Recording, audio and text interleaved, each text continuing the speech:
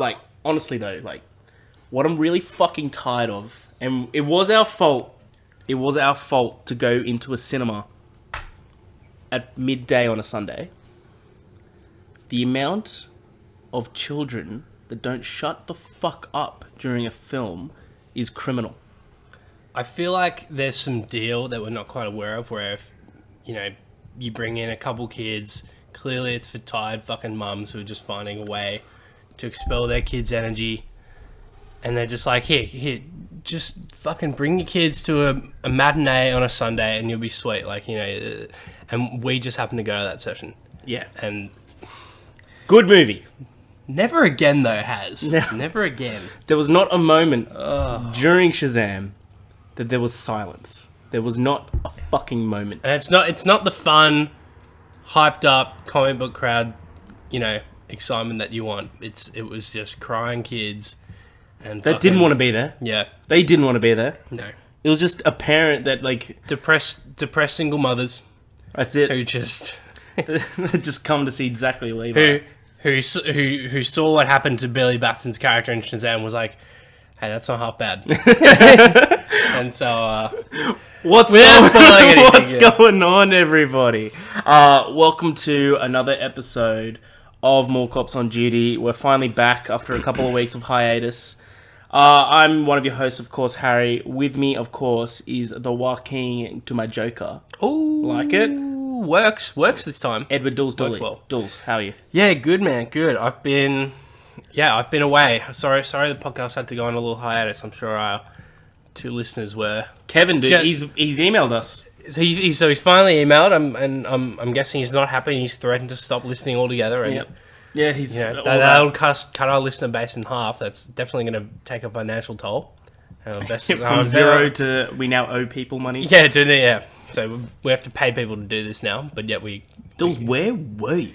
Dude, I don't know how to tell you, but there was this thing back in the early 60s that, a cataclysmic world event. It was the Vietnam War. And basically I was sent over there. How long is this story going to take? I was sent over there to finish the job. Wow. Yeah, whatever it takes, Has. Whatever it takes. And I decided to go to... Me and a couple of mates decided to go to Vietnam for, just a brief holiday. Not like a big month escape or anything. Just 10 days all up. I went to first Hanoi, which is the capital. It's up in northern Vietnam. Nice. Then I spent a couple days in Ho Chi Minh City, formerly Saigon, which was the basically, where the US were based during the war in the southern capital. And then I went back to Hanoi. Overall, preferred Hanoi, far more traditional cultural Vietnamese experience. Stayed in an area known as the Old Quarter, and that was like, What was it called that? I think just like, that's I'm actually not too sure, but I think you're just starting to talk some shit. You're like, I got nothing. No. I mean, that's literally what they call it, but I think that's just because like, that's where maybe the city's construction somewhat started. Like, you can see a lot of French colonialist inspired buildings because the French colonized Vietnam way back when, like back in the early 1900s. And so like, yeah, a lot of like French inspired terraces, and a little hiccup there, and lots of French inspired decor. It's a very diverse city in that sense. And yeah, Ho Chi Minh, we went down there for you can see the tunnels. So the war tunnels. The I think the Cu Chi tunnels they call them. Are they like super fucking claustrophobic? Oh, dude. So like, we had a chance to actually crawl through some, and we crawled through about 100 meters worth.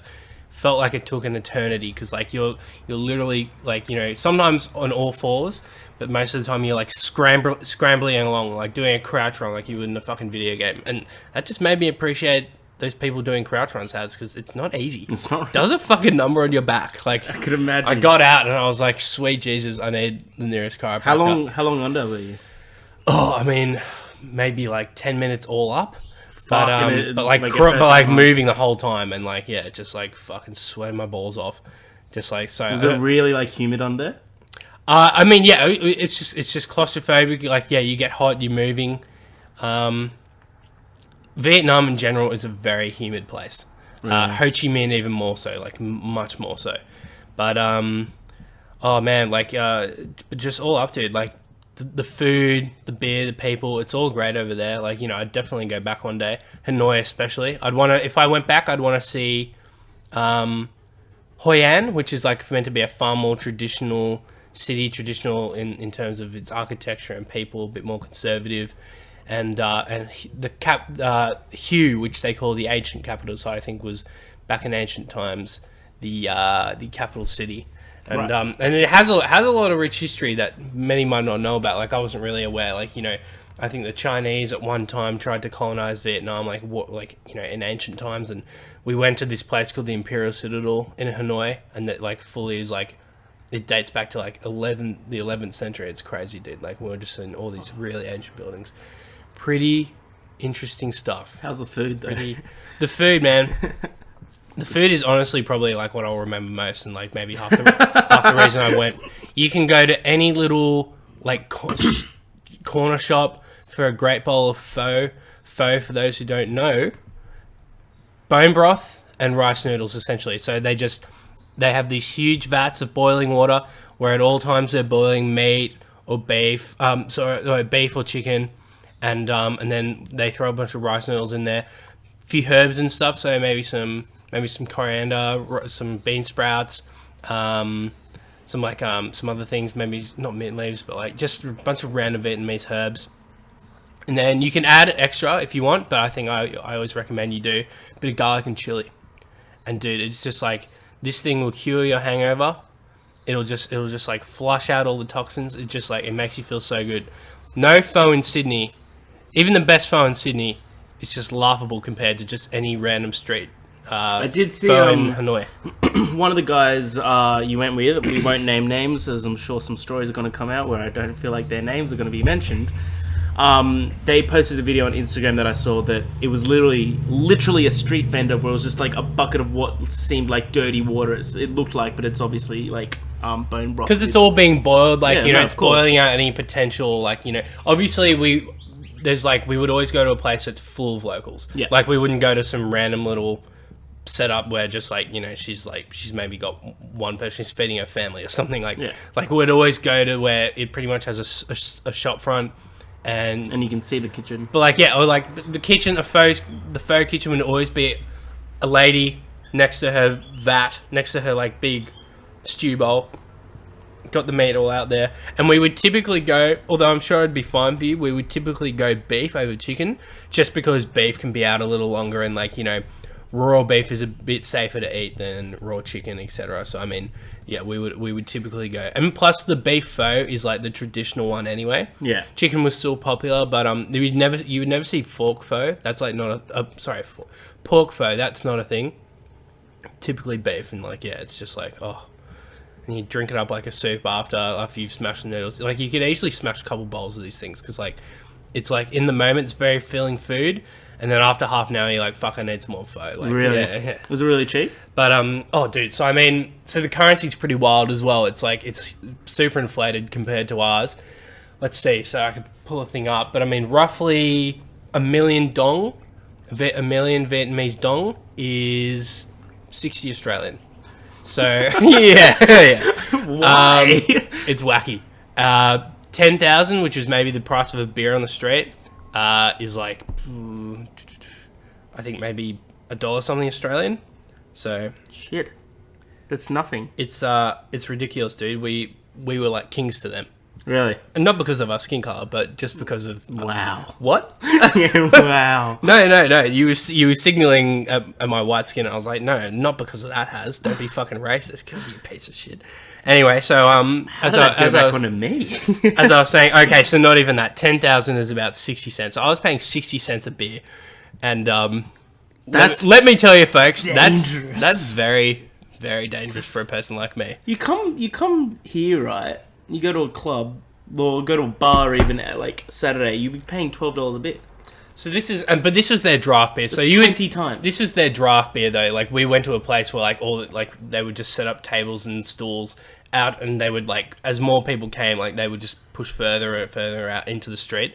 And even some, like one night when we were at this place, like the police actually came along, and he was like, dude, get this shit off the street, like fucking. So, and they were just like, I saw them move at lightning speed, piling the tables and chairs back on top of each other and telling everyone to get inside and shit. So even the law sometimes arrives in Hanoi. But I mean, that was only like one night, and then the second the cops left, they were like, all right, everyone back out. Like, really? It's like, yeah, it's so funny. That's awesome. But no, like typically you'd pay maybe between 20 and 30k, so $2 to $3 Australian for an actual beer, like a bottle or a glass. But like the draft beer, just off tap, which, like, you know, some people were saying to be careful about because it might not be as clean. But I mean, we went to a local place that everyone was at, like not just tourists, and like it was fine. And like, yeah, 60 cents a beer, Jesus, that's how many beers did you have in that trip, Dools? Oh mate, don't even bother asking. There wasn't a time. There was ne'er a time was I walking the streets of Hanoi without a beer in my hand. You're in the fucking warrior holes, dude, like yeah, with the war holes. Shit, man. Do you have any good stories then? Any wild stories? Well, look, we'll leave out names, but I think the main story was oh god, here we go. just the fucking liability that was one of us turned out to be on the trip. So we I already know who it is. so we get to Ho Chi Minh City, and Set the scene. so yeah, so the first 3 nights are in Hanoi. We pretty much we get there at like 10 p.m. their time. Dan and I person A and I at the time. Anyway, well, fucking doesn't matter. Whatever. They went. So one of us was already there. They had got there a couple of days early because they had to change their flights almost last minute because they had a family wedding they had to get back to. So I mean, and we were all meant to go at once and leave at once, but it didn't work out quite like that. And this person had to leave early, and etc. and so on. So yeah, this person had been there. We got in a little late. We pretty much went out for a quick beer and some food, and then we went to bed because, like, you know, after just huge flight, we're just exhausted. But we had a huge next day in Hanoi, and then a great day after that, blah, blah, blah. And then we got to the point in our trip where we were like, okay, so we want to go to Ho Chi Minh City. And yeah, first night was chill. Checked out some street markets. There's like, there were some, we were in a pretty good area. We're in like the Ben Tan markets, I believe they call them, were nearby, and so but that was quite touristy, so we're a little disappointed at that. We wanted something a bit more Authentic. Yeah, a bit more authentic, a bit more local. Like, it was literally full of tourists and like good food and stuff, but you know, whatever, you live and learn. And so the next day we do the tunnels. That's when we do the tunnels during that day, and we took a speedboat up the river, which was pretty cool, like, to get there. Normally you'd take a bus or something, or you could even try and get a bike up there, although it's tricky to do if you don't know the way, which we fucking wouldn't. And but getting the boat up there was pretty dope. Anyway, we get back. We had booked Airbnb, so we get back there. And it turns out one of our mates' old college buddies is living in Ho Chi Minh City. I'm like, oh shit, okay, dope. Well, yeah, let's meet up then. Because that person was like, oh, dude, I'd love to get a beer with him. I'll see if he's down, etc. and so on. And because he had seen an Instagram post from this guy and reached out and was basically like, dude, oh shit, I'm in Ho Chi Minh as well. And yes, we met up with this guy. He's a cool guy. I think we knew him. We all had like met him at school before. He was someone in the year above us. But I think one of our mates on the trip had like spent a bit of time with him at college. So he was like, pretty stoked to see him. And I kind of imagined that this guy was a bit of a loose cannon, but nothing would have prepared me for the following evening.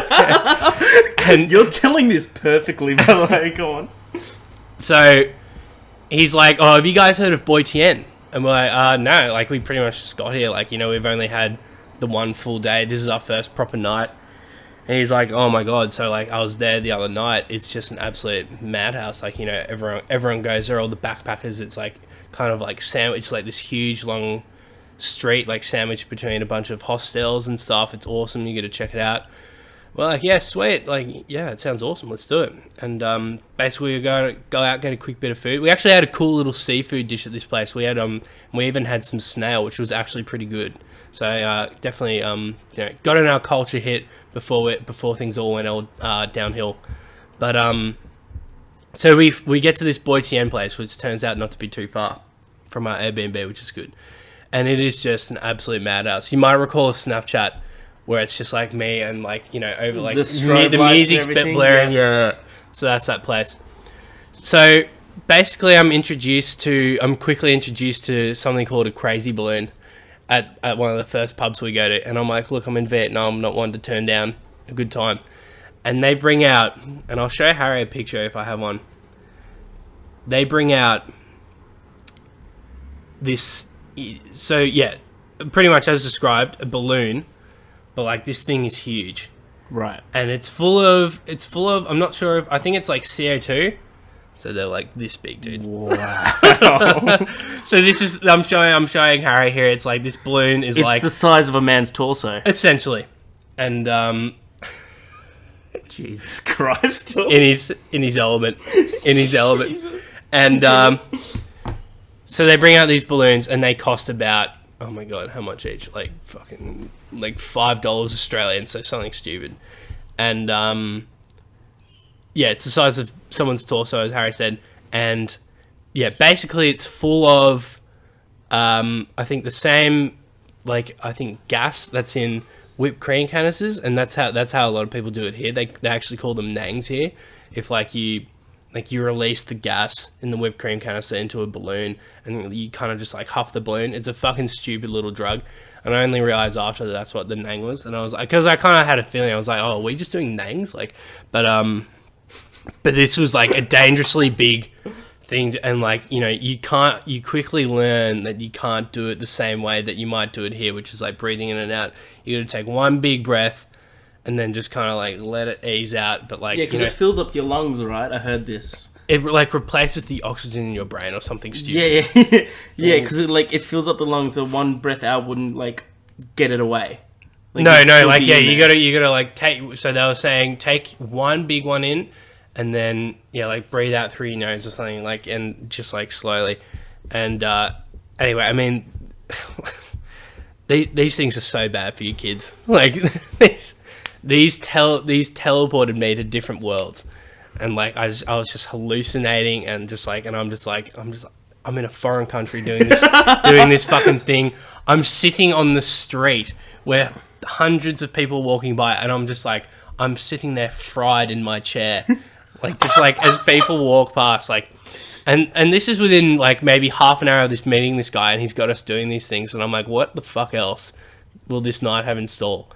And before I know it, the mate of ours who was on the trip with us, who invited this guy out, had the bright idea to see what kind of drugs he could buy on the street, and lo and behold, the guy who had met there was just like, mate, let me tell you, and he puts his hand on his shoulder, he's like, you can get anything you want. And I'm like, Bill? Do you want me to edit that? Maybe. And I'm like, mate, let's think about this. As tempting as it might be, you know, we could have a little misstep here. We don't want to get too crazy. We don't. The people here, while friendly at first, might not be if we do or say the wrong thing. And pretty much my mate was like, don't you fucking tell me how to hold down my own. No, he was just like, no, mate, come on, like, you know. So basically, he starts. What we quickly learnt was that, like, all these little. So at all times, you're harassed by these street vendors. They're selling things from wacky, like, you know, elaborate lighters to caps to t-shirts to like just like little random trinkets, like shit that no one wants. And basically, it was all like a front for selling drugs. Like, you know, if you beckon them over, it was like one ecstasy. They're like, oh yeah, okay. Was an accent necessary? Oh, this is how we always spoke to them, because like for some reason our mind made it easier to understand us, and I don't know if that's actually the case, but this is how we always spoke. So my mate was doing this, and he was working his magic. And these people would be like, oh, okay. And they'd kind of run away and they'd disappear for about, 2 minutes or so. And they'd come back and they'd present it to you. And, my mate and this guy, they were just talking like, okay, I see how they go. And they did this a few more times and they got a fair few pills in the process. And I'm looking at all this and I'm going, look, fine. I'm not even remotely tempted to try the shit here. Like, Yeah, good, man. I have Avengers Endgame to look forward to. Exactly. I can't risk it. And I would love it if that actually went through your head. You're like, I need to see if Tony gets back. I need to see it. I don't even, like, I think I've done it once before here, and it's not for me. But I mean, even so, and In a foreign country is a different story either way. Ecstasy in particular, like, for those who don't know, it's a concoction of just the most random fucking terrible chemicals, and there's like a little bit of speed in there. Anyway, it's just fucking so bad for you. Yeah, right. And we learned that quickly later on, and my mate had one, and he just became paraplegic. Really? He could not walk. And he's like, oh, it's fine, guys. We can go out. We're fine to go out. And we're like, oh my God. And he that would have been fucking infuriating. He quickly torpedoed this night because he just like could not walk, couldn't stand, couldn't talk from this one pill. And we're like, and so basically this is, and so unfortunately, this guy quickly lost interest in like touring the city and stuff. The next day, he literally went on a bender with this other guy, and we kind of didn't like. We weren't in contact with him until pretty much a few hours before we had to fly back to Hanoi. Right. And we are stressing, like, oh my God, dude, like, fucking, we can't get on. Because his phone's dead the whole time. He's like, the other mate and I were using international roaming. And so we were able to, like, just use our phones normally. And but this guy couldn't. And we're just like, Jesus, like, we're, like, back at the place. He's not there. He doesn't have the keys or anything. We're just like, our flight's in a few hours. What the fuck? Like, we might have to fucking leave. Like, you know, because Would you have left him? Well, I mean, the thing was, he was also the one leaving early, and his flight back home to Sydney was from Ho Chi Minh. So, worst case scenario, even if we had left him and he had to stay in Ho Chi Minh, he would technically be flying out from. And Ho Chi Minh's not a bad place to be left. No. There's worse places, I mean. Yeah, I mean, like, you know, it's a very commercial city. There's a lot happening, like, you know, plus he was with this other bloke who actually lives there. So, but anyway, I won't go on. It was a very stressful time. We got there in the end, albeit with great difficulty. Did he turn up? So he did, and getting him through security was one of the greatest struggles of my life. and like, dude, I shit you not, we're like getting into the airport, and as we're getting in, he kind of like stumbles a bit, and these pills fall out of his pocket. No! And he's like, oh, that's where those are. And he goes to take it. I'm like, fuck that, dude. And I fucking throw him away. And he's like, dude. And I'm like, bro, I've seen you in the past 48 hours. I haven't seen you in the past 48 hours. And like, you barely arrive in the nick of time for this flight. Like, don't fucking push me.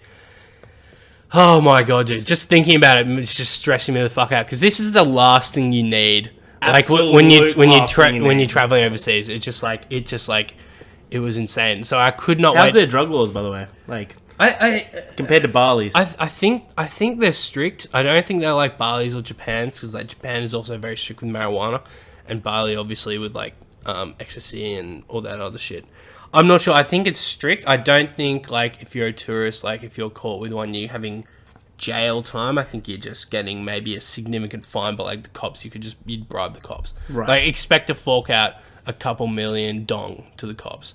It's like maybe $100. Couple $100, yeah. Yeah. 102. Yeah, exactly. So, yeah, but, that was like, it was not what I needed.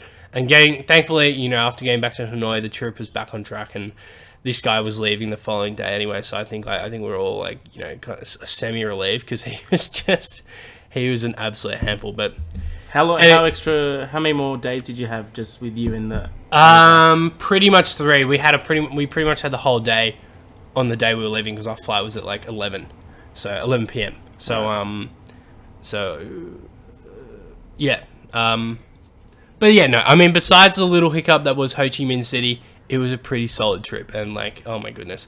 But I think like, just fair warning everyone out there, to whoever you travel with, like, you got to make sure you're on the same wavelength as these people. Like, you want to like know that you want to do the same stuff. And I think like, we just thought like, this guy in his mind, he had another agenda.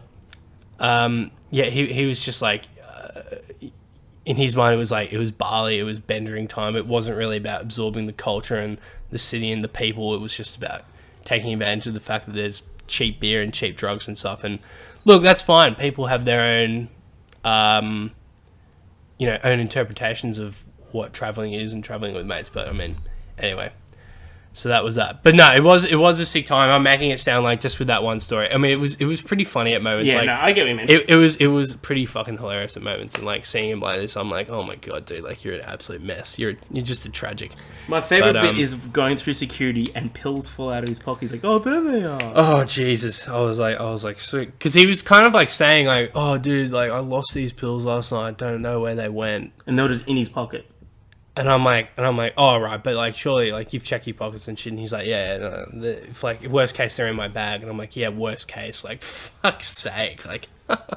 And then literally, stumbles a bit and like they fall out, and I'm like, bro, you check your pockets. He's like, oh, I'm wearing different shorts, and I'm like, oh god, let's just get through this. Like, so yeah, that's Vietnam, baby. Do you reckon you'll go back on another trip with him? I mean, I feel like. I wouldn't rule it out entirely. I think this other guy that he met up with was definitely a bad influence. Right. Big time. So I don't know. I think was he shady as fuck? No, he wasn't shady. He was just one of those guys who wants to get as fucked up as possible, and like, that just means getting blackout drunk or just getting paraplegic. And anyway, that's we've all past that age.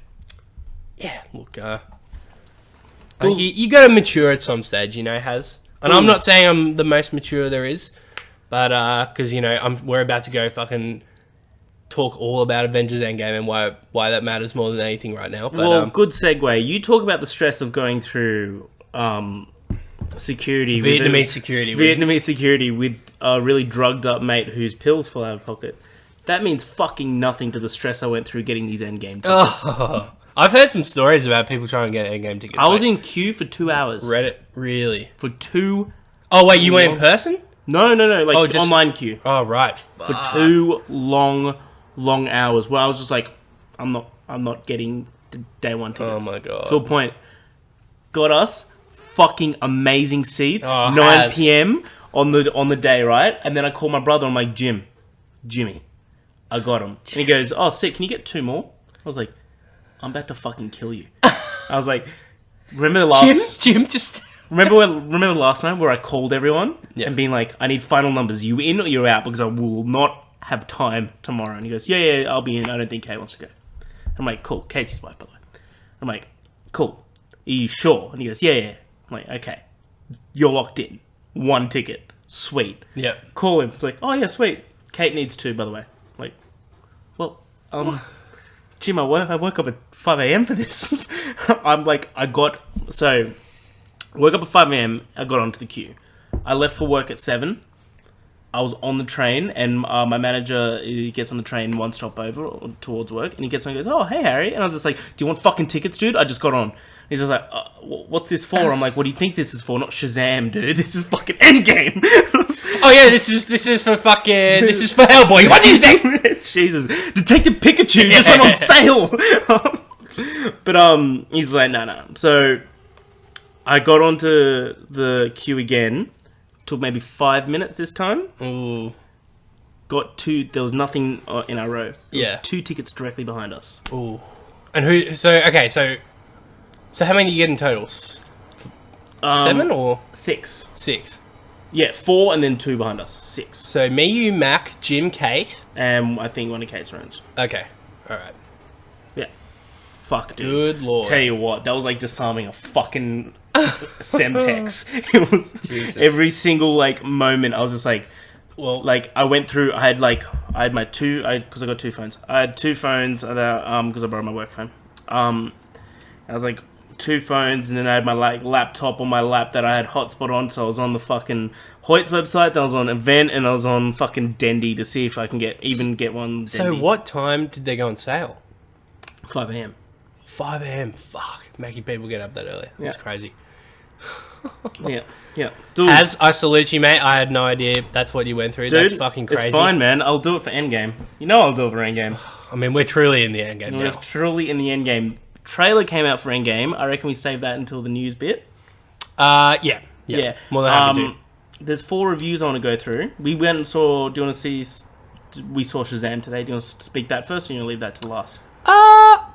Yeah, we can do Shazam now, because I mean, Yeah, because it's mainly going to be you after that, talking about us, totally. mid-90s and afterlife. Yes. Is there anything else that we could I'm just trying to think what we were going to talk about. I think, did we talk about Triple Frontier? Although I don't know if that's... I'm halfway through it. I don't see myself finishing it. Okay, well, like a minute or two. Triple Frontier. Oh wait, no, actually, I feel like I did. No, we didn't. We didn't? No, we didn't. Okay, well, We were going to, but we didn't. adrenaline fueled cast. Oscar Isaac, Ben Affleck, Pedro Pascal, Garrett Hedlund, Yeah. and Charlie Hunnam? yeah, Did you already say Charlie Hunnam? Charlie Hunnam, yeah. Charlie Hunnam. So pretty good cast, pretty solid Great cast. cast, man. I like all the actors. I like most of what they've been in. I mean, yeah, Batman and Poe Dameron, I'm all in. Sweet. It has a solid start. It's like the start was good. First half an hour, dare I say, even 40 minutes is pretty solid. Like I'm like, okay, this is good. This is good. And then it has a steep nosedive after that. I think because basically Oscar Isaac is the guy who's been living in Brazil. He's been working for an agency who's been working to the private sector, basically. Separate to government, who've been working to take down one of the local drug lords. And basically, Oscar Isaac thinks to kind of undercut the agency, go in, take care of this guy himself, and because he's heard about the rumors of all the money that's in there, and just like take all this money and pretty much retire early. And he basically recruits his old team from back in his army days. So that means, he first contacts Ben Affleck and then quickly goes after the other guys. And once they all realize that, you're in, okay, fine, I'm in, yeah, okay, we're all in, let's do it. And basically within the first 40 minutes, you see them go into the place, rob it, kill the guys, and get out. And it seems sweet. Like, it seems like, oh my god, okay, this is going perfectly. Things all go downhill, the escape plan doesn't go as planned, and the bulk of the film, I think they should have done it the other way around, but the bulk of the film was them trying to get it back on track with the escape plan and get out of the country. And it just it turned into a lot of walking and fucking just like, I don't know, man, it wasn't very enjoyable, the second half of the film. And it was a shame because it had potential. a lot of that as well. You see this cast, you see that they're armed to the teeth, and you think it's going to be an action blockbuster. You think it's going to be just chock full of action. And the most action that happens is did you watch it to the part where they enter the house and they... No, but spoil it for me, I don't care. I mean, that's maybe the most exciting scene in the whole film. And then there's barely a shootout or anything after that. It's like, what? The rest of the film is them walking through the jungle, passing through little towns, trying to, they get mules at one stage to help them carry the cash. And, and they're just trying to get to this city where they have a boat waiting for them. And anyway, man, it's not a bad movie. It's like a 6 out of 10, because the performances drag it up a bit. It's decent performances from these guys, but that's about all I can say. It's very much a Netflix movie. If you're doing nothing, if you got 2 hours, yeah, why not? Fair. But that's about as much as I can say. Fair. I reckon we do mid-90s first, just because J-Dog can call in. J-Dog of infamous fame of episode 10. Both me and guy I work with, J-Dog, good man, lovely man. We went and saw mid-90s Jonah Hill's directorial debut, written and directed by Jonah Hill. Solid. About a teenage 13-year-old boy named Stevie, and basically him growing up in the mid-90s and him just trying to find a place, basically trying to find it sounds cliche, a sense of belonging. What I really fucking loved about this movie is 3 things. Actors, perfect. Fucking perfect. 4 things, actually. Actors, beyond perfect. They're so good. Stevie's played by the little brother in Killing of a Sacred Deer, and he also voices Atreus in God of War. Boy. The 4:3 aspect ratio, it's all 90s films, but it looks like a square. Oh, really? Yeah, that's cool. That's cool. Movie's that. Okay. And I've seen interviews with Jonah Hill that he's basically that was fucking hard to get everyone say that that's okay to use the entire movie. Because it was done with A24, which is my favorite film studio. And that's a kind of like a ballsy thing. Like, it's the first time. Like, yeah, you have a significant presence in Hollywood, but at the same time, first time director. Yeah. Just being like, no, it has to be like this. It's like, fuck, dude. Like, you're gonna possibly alienate a lot of cinemas and distributors. Exactly. But that's cool. I love that. So yeah, that's 2.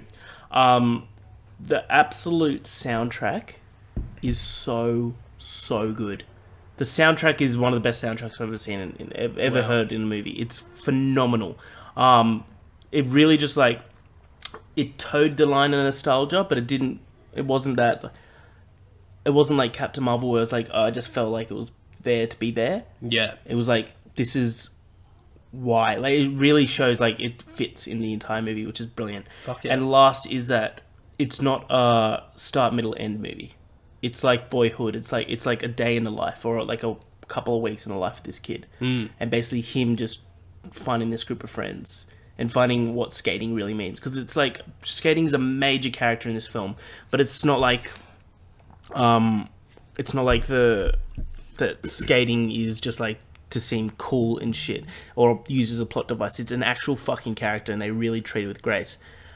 I fucking adored this movie. I'll give J-Dog a quick call because I feel me and him are quite on the same page.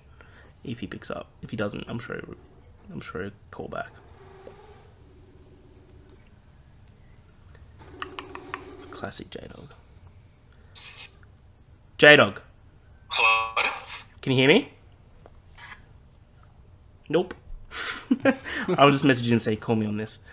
Call me on 045. Cool. He'll call me when he calls me.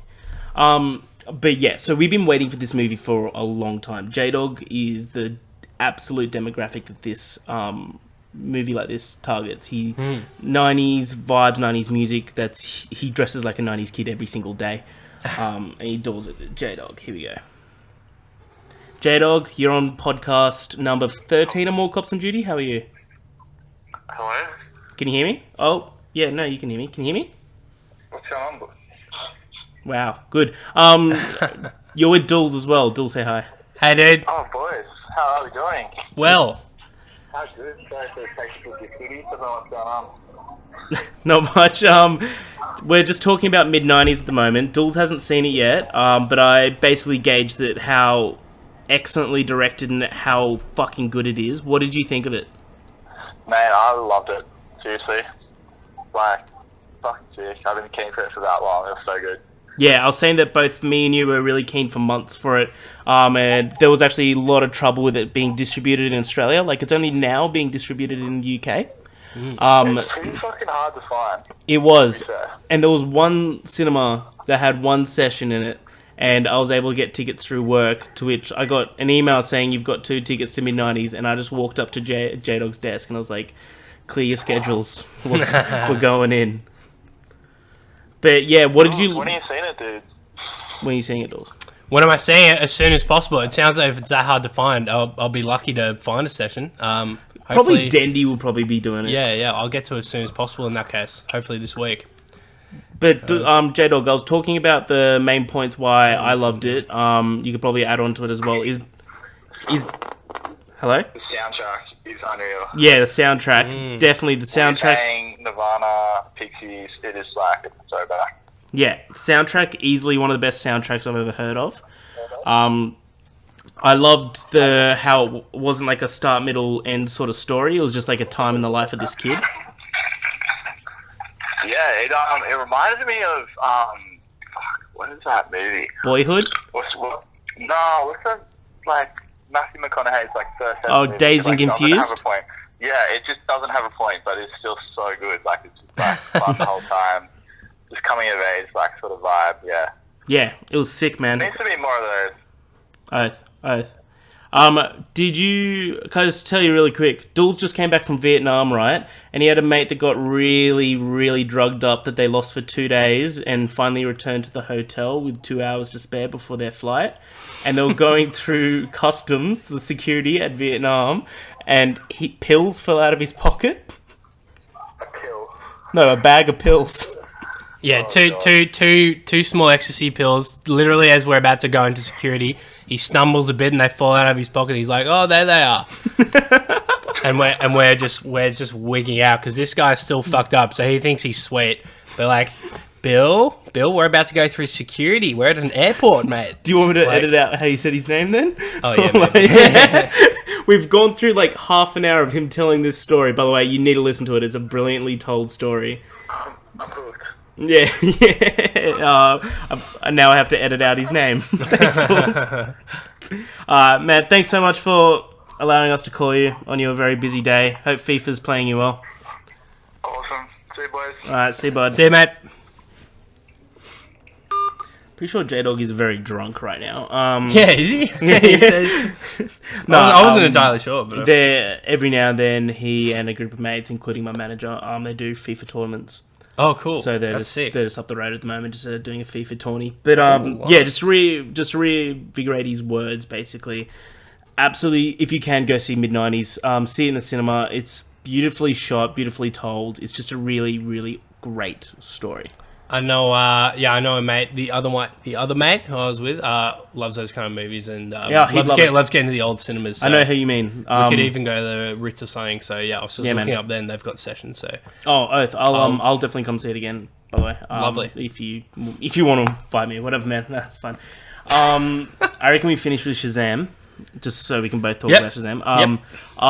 While you're away, I'll also see this again because I know you want to see it. I saw Us, Jordan Peele's Us.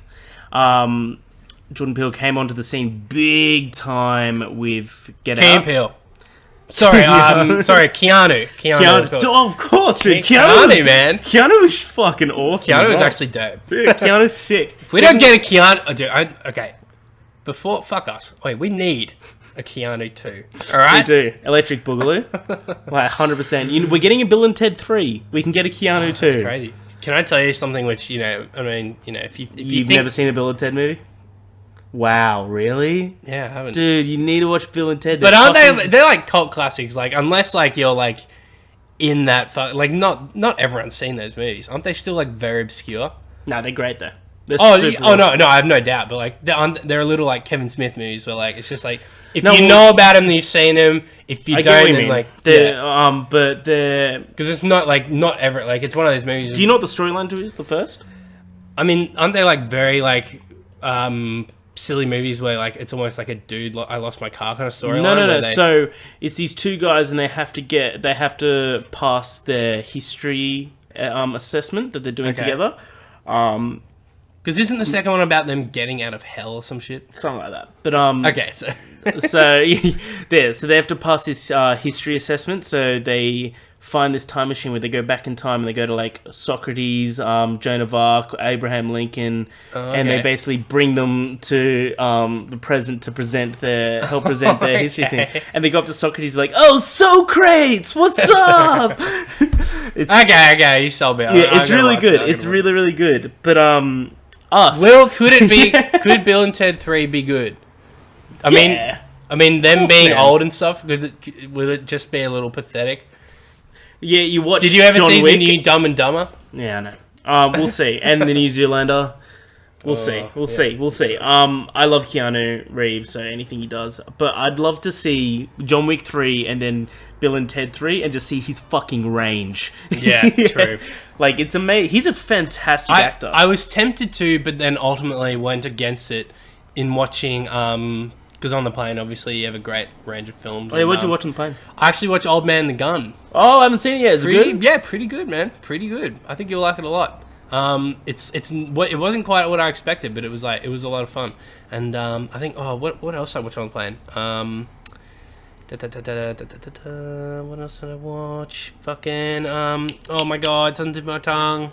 I might remember it, but anyway, yeah. Let's get into Us. Fair enough. So yeah, Jordan Peele arriving on the scene with his first directorial debut and written debut, which is Get Out. Amazing film. I think we can both agree. Both loved it. Get Oh, Out. sorry. I mean, director and written debut. Yeah. Did he direct? Because I imagine Keanu? he might have written Keanu. Because I think Key and Peele wrote Keanu. Yeah, but they didn't direct it.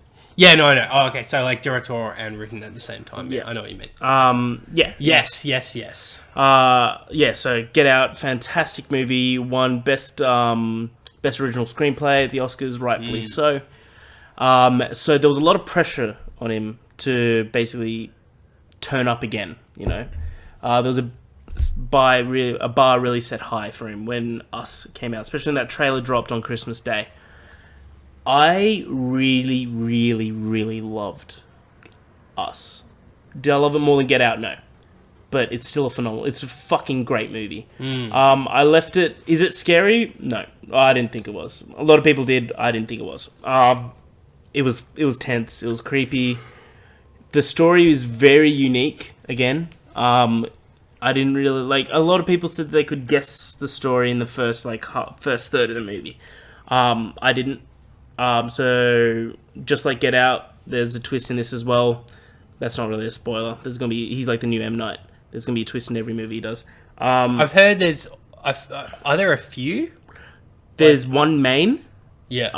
And there's one that, like, they don't say, which after you see it, we'll do a spoiler in depth. Yeah, okay. They don't, like, put a camera to it, but if you think about it, it's a twist. I might even see about asking our mutual friends, sometimes mutual, about seeing it at Cremorne tomorrow night, so you could possibly tag along and get the odd $6. But yeah, and then we can just make sure we can have that spoiler cast next week. Yeah, absolutely. So written incredibly well, cast perfectly. Lupita Nyong'o is fantastic in this fucking movie. I'm hearing a lot about her Winston Duke, but also from Black Panther fame, amazing in this movie as well. But Lupita carries it easily. She's fucking awesome, and her character, how it evolves, is fucking brilliant. The soundtrack, again, is awesome. But the fucking setting of this movie is so creepy and so, like, eerie that you're just watching scenes of it and you're just getting, like, so unsettled by everything. And it really makes a testament that Peele is coming out as one of the best directors at the moment. Sure, he's only done 2. Is he up to the likes of Denis Villeneuve? Not yet. Needs to get a few more under his belt. He needs a few more. Do you think he's pigeonholing himself into horror now? Because I feel like he could probably easily do a film outside of that, but I feel like now, and maybe that just, it seems like he's doubling down. I think he's already, because this is definitely far more of a horror film than Get Out, at least from its appearance. Yeah, I'd class it as a horror. Yeah, definitely. But yeah, maybe I heard that he's doing a new movie though that isn't horror though. Also, actually, before we forget, and you might have missed this, but apparently, I understand it's region locked currently, so maybe we can find another way to watch it. But the first episode of The Twilight Zone available for free on YouTube, at least for people in the US. So. And that's like, so he's like the host where he's like literally addressing the camera and being like, so the following is a story. That's about, awesome. Like, yeah. And it's Jordan Peele in a fucking, like, in, just like at a mahogany desk and like, with a glass of brandy and sitting in front of a fireplace. That's fucking perfect. Yeah. Man. So that's pretty cool. But, yeah, so he's got his fingers in a lot of pies. I think that's what they say has. Yeah, like I don't want to speak too much about it because I don't want to reveal anything that happens during it. In Us, no. So there was a couple of tonal shifts that I personally was absolutely okay with. It felt very Jordan Peele-y, which I'm totally okay with. So what's Jordan Peele at now? That like they could it makes some moments comedic. Like the character, there's not like the. It's not like you can Get Out how there was Rod the. TSA friend, who was easily the comedic relief in it, right? Yeah. It's not like one character in this. There's a couple of scenes that they turn like a serious situation into a bit of a comedic sort of element. Right. But then you just take a step back and you're just like, what's happening right now is fucking insane. Like, how is that going to be? Well, I think sometimes when things are trying to be like when a very serious and dangerous situation turns funny, I think that could almost, depending on the way you interpret it, add to the creepiness. Yeah. Like I feel like just the way. And I've seen a lot of actually comparisons, ironically enough, being drawn to it, but The Shining, like when Jack's character, I think that's his name, Jack. Yeah. Like when he just like he kind of like stops and laughs at everything, and it's just like fuck, that's weird. And that's I'm not gonna hurt you. You didn't let me finish. I said I'm not gonna hurt you. I'm just gonna bash your fucking brains in. Yeah. So good. I fucking love The Shining, dude. I actually saw like it didn't really spoil anything for me because I couldn't comprehend what was happening, but like a scene from The Shining side by side with a scene from this film, and it's like it was like the dead girls in the hallway. With the blood all over the walls, and it's like, he definitely was very every single shot of this film means something. Every single movement of a character means something. I will get more into that after you've seen it, but absolutely go see Us. Us is a really, like, it wasn't a surprise. We all knew it was going to happen. We all knew it was going to be good. I mean, I had no illusion this movie was going to be bad, so I walked in there knowing it was going to be good. But is it right or wrong to say, I mean, we could even quickly pull up the Rotten Tomatoes score. I know the audience, at least, seems a little divided, or compared to the critics. Sure. So Rotten Tomatoes is 94, right. IMDb 7.4, Metacritic is 9. So going to Rotten Tomatoes, let's see what the audience score is real quick. See how closely aligned it is to the critics' score. It's just loading, sorry. So, critics' audience score is 68. Okay. I don't think it's anywhere near 68. I'd put it up more towards 80, 85. Right, yeah. But the critics, you think, are maybe just overblowing it a tad? Because maybe they're a little, like... Well, technically, I'd give it a 100% tomato rating because I believe it's over 6. Right. That's Yeah, it is unusual, isn't it? Yeah, the way it works. Yeah. Because I think majority of things I've seen are like 3.5 or like, which is maybe what your 3.5 stars out of... You'd maybe go I'd go 4. Yeah, I'd go 4. Okay, well, yeah, I can't wait to see it. It's not as good as Get Out, but I still really enjoyed it. The home invasion style, really fucking well done. Good work, Jordan. Good work, man. Dools, to cover off this portion of the podcast, this podcast, we'll just cut this in two. We saw a little film called Shazam today. Ooh. Starring Zachary Levi. Who was it directed by? Do you know? Yeah, I'm not sure. I'll look it up. Be curious about that. What do you think of Shazam, Dools? I really liked it. I liked it a lot. David Sandberg. He did Annabelle creation, right? That's why there was an Annabelle doll at the beginning of the movie. Oh, cool. I didn't even pick up on that. I haven't seen those movies, so... But did you see the Annabelle doll? I didn't really notice it. Like, it was in the pawn shop at the beginning of the film. Oh, okay. The cops went into. And right. No, I didn't really. It wasn't paying attention. It was like slightly off. Didn't notice it has. There's the Annabelle doll. Yeah, okay. That makes so much sense though, doesn't it? That guy, can I just say, David Sandberg, didn't know he fucking directed this. This is awesome. I didn't know this was him. That's fucking sick. So that's someone else who's gone from horror to like making fun, jokey action. He made with this. James Wan being he made this Facebook video or YouTube short film called Lights Out. And it was fucking horrifying. I'll show it to you after. It's still fucking well done, horrifying. He literally shot it in his house with his wife being the main star. Oh, wow. James Wan saw that and was just like, I want you to come and direct the Annabelle sequel. Wow. So he did the Annabelle creation. Wait, just from a short film on YouTube? Yeah. It's crazy. No. Before he did that, he did Lights Out. The movie Lights Out. Oh, okay. So James Wan basically produced it and got him to direct, produced by James Wan, and direct the movie Lights Out. Yeah, the one where, like, when the lights go out, the monster's there, basically. The ghost is there. Really fucking good movie. Really good. And then James Wan got him to do Annabelle 2. I did not know he got put onto Shazam. What a fucking change, because there was literally zero horror elements in James Wan, because I mean he was working on Aquaman for a long time. Maybe he put in a good word and said like you guys should give this guy a shot. And he'd be cheap. And, he'd be cheap. He'd be cheap, but that's Warner Brothers still filling those Justice League glasses. Yeah, exactly. It's actually crazy to think that we're in a world that Aquaman made more money than a Justice League movie. Like. That's good. Anyway. And a Batman vs Superman movie. Yeah. Batman vs Superman. It made more. That's fucked. Yeah. So Shazam, what do you think, Az? Because I really liked it. I really, really liked it. Did I love it? I think I loved it. I thought it was really great. I think it nailed nailed the tone perfectly. Yeah. So I think it delivered on exactly what I wanted it to be. Like when I saw the trailer. Because I think the trailer for It and Aquaman debuted at the same time. They debuted at this Comic-Con late last year. Oh no, it would have been early last year. Sorry. It? And what? It? They debuted the trailers for It and Aquaman. It came out 2 years ago, though. Sorry, I'm saying It is in Shazam, so It and Aquaman. Oh, sorry. My bad. My bad. Sorry. And so that's why. And then when the Aquaman trailer came out, so I watched both of them. And Aquaman, I was like, I don't know about this. This is going to be mediocre at best. And I was wrong. It was good. I liked Aquaman. It was good. But with Shazam, with that trailer, I was like, okay, this looks pretty good. Yeah. Like, this looks funny. Like, this looks enjoyable. Yeah, it does. And that's exactly what it was, and I was not disappointed in any way whatsoever. Sitting on 91% on Rotten Tomatoes, Dools. Deservingly so. Yeah. 90% audience score. Yeah. I think it's actually the stronger Captain Marvel out of the DC, and no, I personally don't think so, but in terms of overall commercial reception, it looks like...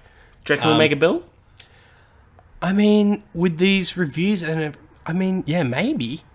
I feel like the Aquaman marketing was just inescapable, and Jason Momoa seems to capture a lot of attention. No, I don't think he'll because make of that Game of Thrones kind of fame and things. Zachary Levi, whilst will become huge after this, DC will lock him down for sequels and all the sort. It took Aquaman a month and a half to get Bill. Yeah. Right? This is 2 weeks until Endgame comes out. Yeah, so that's definitely gonna impact it. And you've got us and Hellboy competing, and Pet Sematary, even Dumbo. Yeah.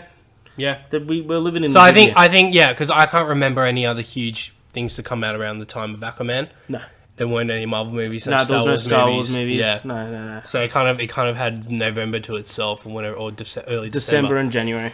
So I mean, yeah, Shazam has that working against it, and yeah, Endgame comes out in 2 weeks, and people are thinking about that. So 17 days to be exact. Yeah. Oh my god. So yeah, Zachary Levi. Let's just talk about him for a sec. Yeah. Perfectly cast. Maybe. So I think I really liked Affleck as Batman. Jason Momoa is great as Aquaman. Henry Cavill, I really like him as Superman. He's fine. I think Zachary Levi is perfect as Shazam. Like, I mean, perfect. I think he's like. Is he RDJ perfect? No, he's not quite that. But he's DC perfect. Yeah, I think so. I mean, because DC they need some wins. So far, they're winning. Yeah, it's been a good year for DC. It's been a very good year. I'm not actually really sure what's up next on their slate. Maybe even Flash, but Flash hasn't even started filming. Oh, okay. Fuck. Who knows that? DC. So I think they're kind of just going with the flow at the moment. Shazam, from what I understand, is actually the last. We got Birds of Prey next, which is in 2020. Well, Shazam. We win some, we lose some. Shazam, from what I understand, is actually the last of the original slate of DC films that were announced when they announced Batman vs Superman and the subsequent universe building that they had planned. Right. So I think the ones that are actually, because I think Cyborg, from what I understand, is just in development hell, might not be happening. Green Lantern Corps, we haven't heard a single fucking thing about. No, so on Wikipedia, which is the source of all absolute reparable information, the future is Birds of Prey in 2020, Wonder Woman 2 2020, The Batman 2021, The Suicide Squad 2021, The Flash 2021, Aquaman 2 2022. That's it. Wow. And I think they're going to announce Shazam 2 within the next couple months, for sure. I agree. So I reckon Shazam 2 is coming out in 2021. This will make its money back and then some, and it's just being so well received. So it's just such a fucking fun movie. It's just about. I don't think there's even a Marvel movie that's as silly as this. Like this gets a little meta in some areas. Like it's not quite Deadpool silly, but it's not quite Guardians of the Galaxy serious, where Guardians was silly but had its serious moments. Like this was kind of just very silly all the way throughout. But it made you understand that early on, and it didn't feel weird at all. I think for me personally, like the dialogue did get a bit corny at times, a bit cringy, even though it's very on the nose and all that. But I think Zachary Levi, even the performances from the kids, which, as you know, has more often than not, you hate children, does my fucking head in. I'm not a fan of infants. I'd rather fucking toe punt a 5-year-old to the face and have a conversation with one. What? Oh my god! I'm sorry. You can't just say that shit. No, I don't. I punch a 5-year-old. No, hold on. I don't quite mean it. The people know I don't mean it. Kevin takes you so literally. So, but having said that, I thought performances all around were actually really solid. The people actually maybe annoyed me the most were those fucking parents. And I'm just like, all right, we don't need you guys, you know, in here with your fucking lovey-dovey shit all the time. Yeah. Did you recognize Jerry from The Walking Dead? Did you recognize that guy? I haven't He's watched like- The Walking Dead for so fucking long. I was like, this is his big break. He's fucking the big dude, the big dad guy is Jerry from The Walking Dead. He's like King Ezekiel's right hand man, but whatever. I haven't been watching either. Who's King Ezekiel? Dude? Don't worry. What are you saying? Yeah. All in all, brilliant movie. I thought it was really well done. Hilarious. Don't see it 12 p.m. on a Sunday. Don't make the same mistake as we did. We won't spoil it, but quick credits to Mark Strong as the villain, who I think Oh yeah, was good as like He was good. as like playing the serious villain in a dumb movie. Like I think it was like I really like, just to touch on what you said, I really loved how they kept bringing up stereotypes of superhero movies, and they just straight up was just like making fun of it all. Yeah, there's one great one which we won't spoil, but it was so The one funny. It towards the happened end? towards the end. Yeah, Yeah, I was like, fucking great. it's so true. Like, Yes. what they're mic'd up or something? How are they understanding each other? Yeah. We won't say much more. There's cars. Yeah. That was I can't. You're like a mile away. Yeah. So good, Yeah. so good. Dools, close us off for this one. Oh, look, we've I survived Nam. That's the main thing. I was half the time just fucking full of anxiety. The fact that I might miss Endgame. No, I'm kidding. But But you won't miss Endgame because I got the ticket stalls. oh, thank goodness me. We saw some great movies.